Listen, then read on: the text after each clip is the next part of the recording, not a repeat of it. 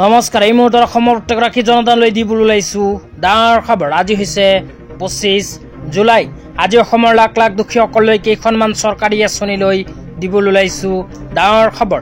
তো যিসকল মানুহে ভিডিঅ'টোত ক্লিক কৰিছে অনুগ্ৰহ কৰি ভিডিঅ'টো স্কিপ নকৰি প্ৰথমৰ পৰা শেষ লৈ চাই থাকিব, কিয়নো এইটো ভিডিঅ'ৰ মাজত কৃষকসকলৰ পৰা আৰম্ভ কৰি নেশ্যনেল ফেমিলি বেনিফিট আঁচনিলৈ কেইখনমান গুৰুত্বপূৰ্ণ খবৰ আপোনালোকক প্ৰদান কৰিম। অনুগ্ৰহ কৰি ভিডিঅ'টোত ক্লিক কৰিছে যদি ভিডিঅ'টো স্কিপ নকৰি প্ৰথমৰ পৰা শেষ লৈ চাই থাকিব। লগতে মোৰ চেনেলত নতুন হ'লে প্লিজ চেনেলটো ছাবস্ক্ৰাইব কৰি মোৰ লগত থাকিব। তো বলক ভিডিঅ'টো আৰম্ভ কৰি আজি প্ৰথমটো গুৰুত্বপূৰ্ণ খবৰৰ বিষয়ে বিস্তাৰিত জানি লওক।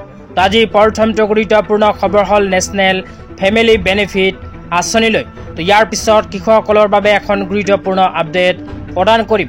অনুগ্ৰহ কৰি ভিডিঅ'টো স্কিপ নকৰি চাই থাকিব। তো নেশ্যনেল ফেমিলি বেনিফিট আঁচনিৰ অধীনত লাখ লাখ দুখীয়াসকলে 20,000 টকাৰ আৰ্থিক সাহায্য লাভ কৰিব। তো আঁচনিখনৰ বিষয়ে আপোনালোকক বিতংভাৱে জনাই দিছোঁ। ইয়াতে লিখা আছে ৰাষ্ট্ৰীয় পৰিবাৰ সহায়তা योजना परिवार की कठिन समय में सरकार का साथ। तो ইয়াতে কোৱা অনুযায়ী ভাৰত চৰকাৰৰ ফালৰ পৰা আৰম্ভ কৰিছে পৰিবাৰ সহায়তা योजना বা নেশ্যনেল ফেমিলি বেনিফিট আঁচনি। তো এইখন আঁচনিত কোনবোৰ মানুহে আবেদন কৰিব পাৰিব হে আপোনালোকক জনাই দিছোঁ। তাৰপিছত লিখা আছে प्राप्तता 1 নম্বৰত কৈছে मृतक की आयु 18 से 60 वर्ष होनी चाहिए। तो ইয়াতে কোৱা অনুযায়ী যিসমূহ BPL কেটেগৰীৰ পৰিয়ালৰ একমাত্ৰ উপাৰ্জন সৃষ্টিকাৰী মুৰব্বীৰ মৃত্যু হৈছে আৰু সেইখন পৰিয়ালত কোনো উপযুক্ত সদস্য নাই উপাৰ্জন সৃষ্টি কৰাৰ বাবে সেইসমূহ পৰিয়ালে নেশ্যনেল ফেমিলি বেনিফিট আঁচনিত কৰিব পাৰিব আবেদন। তাৰপিছত 2 নম্বৰত কৈছে মৃতক মুখ্য কামাৰী সহায়তা होनी चाहिए। 3 নম্বৰত কৈছে পৰিবাৰ BPL होनी चाहिए।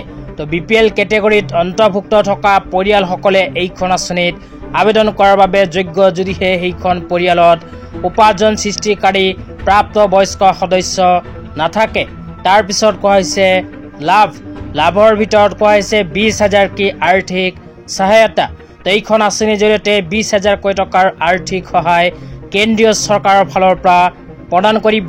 তেতিয়া আপোনালোকক জনাইছোঁ আঁচনিখনত আবেদন কৰাৰ বাবে কি কি প্ৰমাণ পত্ৰৰ প্ৰয়োজন হ'ব।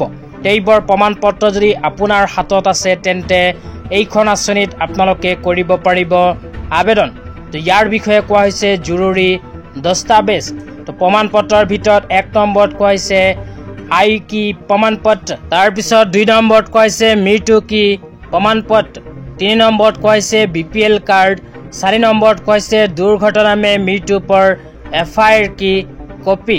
এইবোৰ প্ৰমাণ পত্ৰ যদি আপোনালোকৰ হাতত আছে আৰু আপোনাৰ পৰিয়ালৰ একমাত্ৰ উপাৰ্জন সৃষ্টিকাৰী মুৰব্বীৰ যদি মৃত্যু হৈছে তেন্তে এইখন আঁচনিত আবেদন কৰক আৰু 20,000 টকা লাভ কৰক। তো আঁচনিখনত আবেদন কৰিব বিচাৰিলে নিশ্চয় কমেণ্ট কৰি জনাই দিব। তেতিয়া আপোনালোকক দিবলৈ ওলাইছোঁ আজি দ্বিতীয়টো খুবেই গুৰুত্বপূৰ্ণ খবৰ। তো আজি দ্বিতীয়টো গুৰুত্বপূৰ্ণ খবৰ হ'ল লাখ লাখ কৃষকসকলৰ বাবে লাখ লাখ কৃষকসকলে নিজৰ বেংক একাউণ্টত 3,000 টকা লাভ কৰিব। তো ভাৰত চৰকাৰৰ ফালৰ পৰা ঘোষণা কৰিছে এখন বিশেষ আঁচনি। তো এইখন আঁচনিৰ জৰিয়তে কৃষকসকলে নিজৰ বেংক একাউণ্টত 3,000 টকা প্ৰতি মাহত লাভ কৰিব। আঁচনিখনৰ নাম হ'ল প্ৰধানমন্ত্ৰী কিষাণ মনধন যোজনা বা PM কিষাণ মনধন যোজনা। তো এইখন আঁচনিৰ জৰিয়তে কৃষকসকলে নিজৰ বেংক একাউণ্টত প্ৰতি মাহে 3,000 টকা লাভ কৰিব। তাৰপিছত কোৱা হৈছে छोटे और सीमित किसान को বৃদ্ধাৱস্থা মে 3,000 মাসিক পেঞ্চন। এইখন আঁচনিত আবেদন কৰাৰ পিছত বৃদ্ধ অৱস্থাত কৃষকসকলে নিজৰ বেংক একাউণ্টত প্ৰতি মাহে 3,000 টকা লাভ কৰিব। তাৰপিছত কোৱা হৈছে CSC কেন্দ্ৰ पर आधार और बैंक खाते से पंजीकरण। এইখন আঁচনিত যদি আপোনালোকে আবেদন কৰিব বিচাৰে তেন্তে নিজৰ অঞ্চলৰ CSC চেণ্টাৰত গৈ ভিজিট কৰিব লাগিব। তো CSC চেণ্টাৰত যোৱাৰ সময়ত আধাৰ কাৰ্ড আৰু বেংকৰ একাউণ্ট দি আপোনালোকে এইখন আঁচনিত কৰিব পাৰিব আবেদন। তাৰপিছত 3 নম্বৰত কৈছে কিষাণ দ্বাৰা 55 to 200 মাসিক যোগদান।